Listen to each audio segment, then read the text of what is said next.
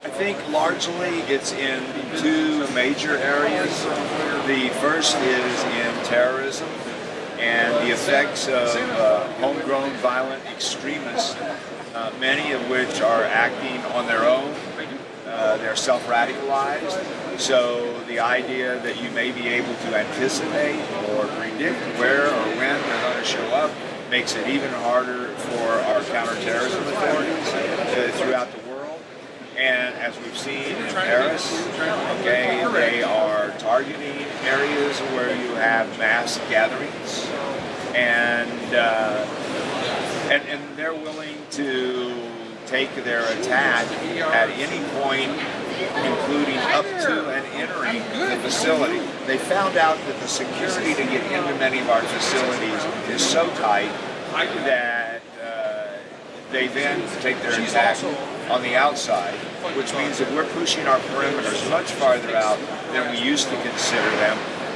And while people are queuing to come into these facilities, then that's where they're launching their attack, because they can get the greatest possible personal destruction impact. One of the big lessons that's come out of this is that we have to push our perimeters further out.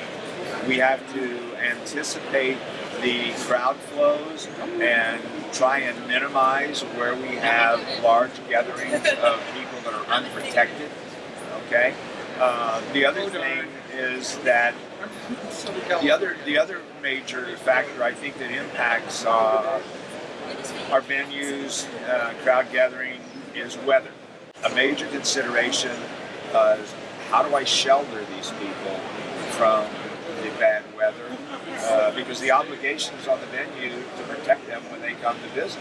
So it's looking at evacuation, sheltering, and communication. One of the things that have come out of this conference is there needs to be better communication methods with the people that can help guide them to the safety of a shelter or evacuation. Once you've dumped your facility, and it's a pop-up storm, so generally you're trying to shelter them, and hopefully you can figure out the capacities for your crowd management. Then when they re-enter, now we've got to go back through an entirely, same screening process that they went through the first time they came in. Otherwise, you have the potential of exposing your facility to dangers. And we've learned that the terrorist and the criminal element out there, they watch, they look, they learn what we do, so they know how to exploit what they see as an area of our weakness. The other thing is, frequently, because of the severity of the weather, we don't really want people evacuating out into their cars and you don't want to put them out on the road under those conditions.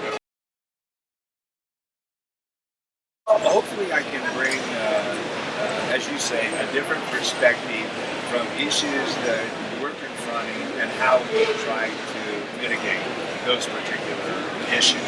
And maybe somewhere in all of that, the folks in Europe can take out of them ideas, possible solutions to things that maybe we're experiencing now and that we'll experience later. Okay. So, but I think any time that we can have an exchange of information and ideas, somewhere in the middle we can find solutions that are improved for both of us. And the more knowledge we have, the better chance we have of solving these threats and risks as we're identified.